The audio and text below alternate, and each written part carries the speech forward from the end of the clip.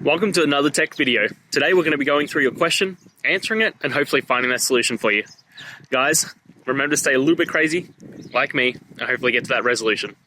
Now, let's continue on to that video.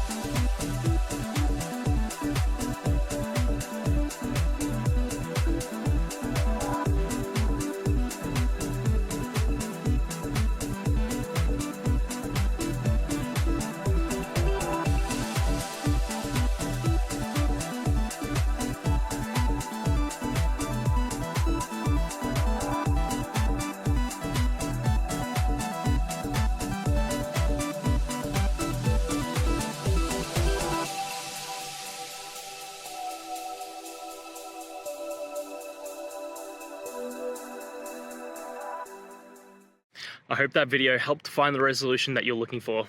And if it did, please, I'd appreciate it if you could hit subscribe. Until the next time that you need more technical help, I hope you have a great one. See ya.